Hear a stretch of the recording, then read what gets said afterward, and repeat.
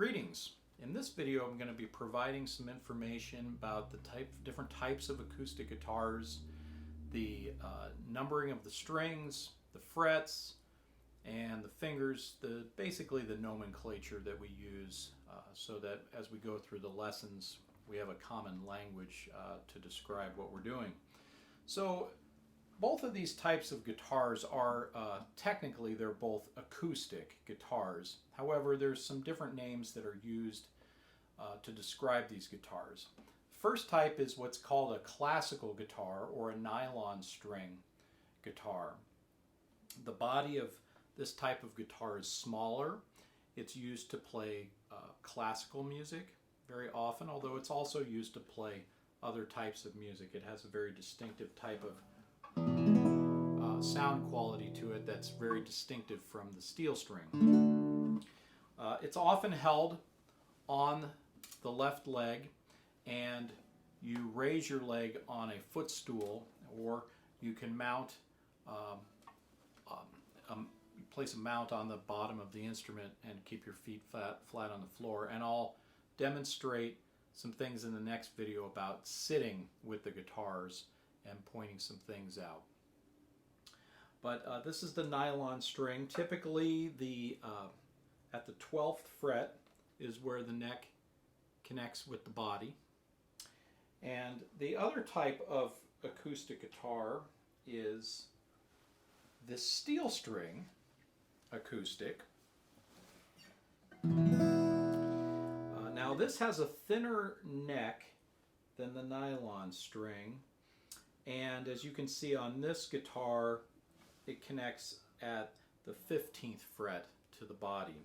There's also what's called a cutaway on this particular guitar. Not all acoustic steel strings have a cutaway, but this allows you to play higher up on the fingerboard if that's what you want to do.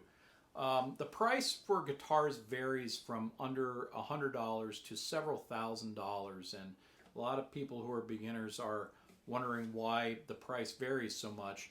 And they also ask, well, how much should I pay for a guitar? That's a big question I get all the time.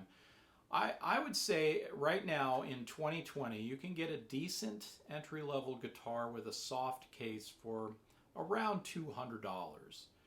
Maybe a little bit less, a little bit more.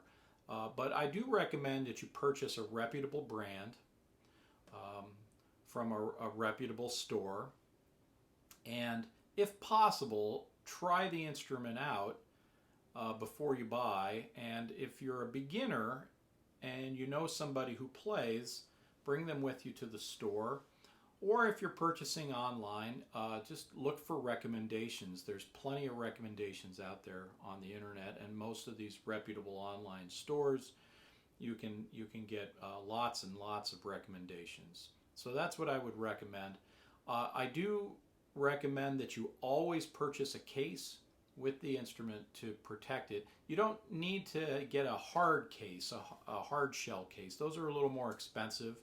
If you were doing a lot of gigging, I would recommend that. But the soft cases are nice because they're a little bit more portable, they're lighter in weight, and they still do offer protection for the instrument, and it gives you a place to store your strap, some picks, an extra set of strings, and other accessories that you might want. And I'll get into the accessories in the next video along with how to sit with the instrument.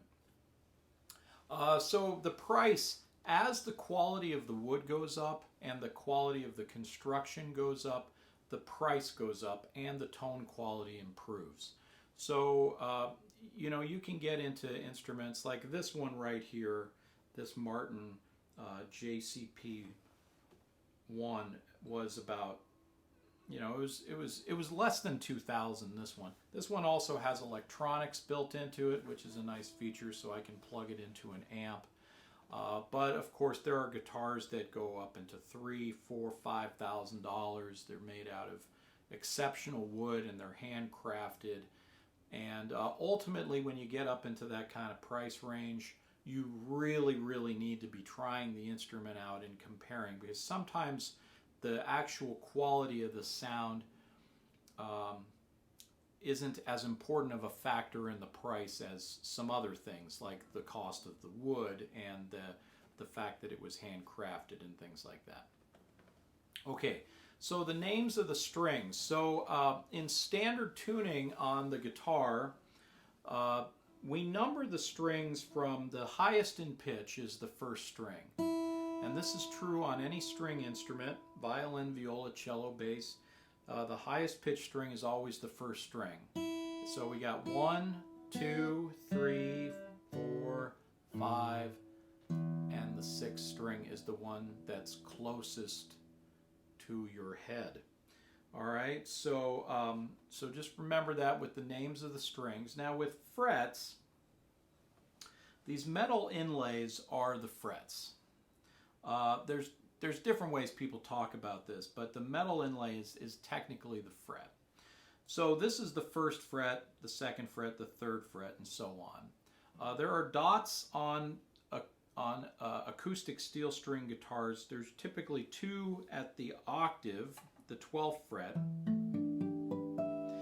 The 12th fret has 2 dots usually, and that's the spot where the string is divided in half. It's halfway between the nut and the bridge is the 12th fret, and there's a harmonic there. And then we also get numbers on the odd numbered frets, 3, 5, 7, and 9. And so now on the nylon string, there are typically no inlays. I like to put, as if you can see here, I've put some things on the side here to help me see, because sometimes I do get a little bit lost in the frets as I'm moving up and down the neck, so I put some markers there on the side. When you place your fingers, let's talk about this. This is 1, 2, 3, and 4. We just call this thumb. So if you've played piano, the fingering is different for guitar with the finger numbers on the left hand. 1, 2, 3, and 4. And when you place your finger down on the fret, what you want to do is you want to place it as close to the fret as you can without actually being on top of the fret. So on the first fret, you would want to play it here. On the first string, first fret, first finger, like so. If you place your finger farther back on the fret, you can still get the pitch to sound, but you're going to get this thing, what we call fret buzz. So you want to place it as close as you can. So this would be my first finger on the first string on the second fret. Okay. This would be my second finger on the second string on the third fret. Okay. So so that's how the finger numbers and the frets and the strings work.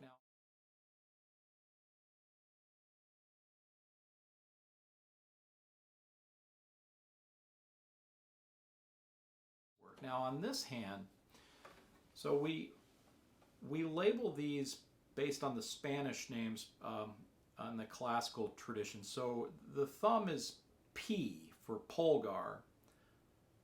The index finger is I for indicio. The middle finger is M for media, and the ring finger is A for annular. So P-I-M-A. We don't finger pick typically with the pinky. That's not part of classical guitar technique, is because the pinky is just too short to reach the string. So P-I-M-A is what you'll see for the labeling of the right hand fingers, and so that's very, very common. So I hope you found this helpful for just basic information about the instrument and the nomenclature, and in the next video I'm going to show you how to sit with the instrument and some considerations to take in mind as you're sitting, and also tuning, how to tune the instrument. Okay.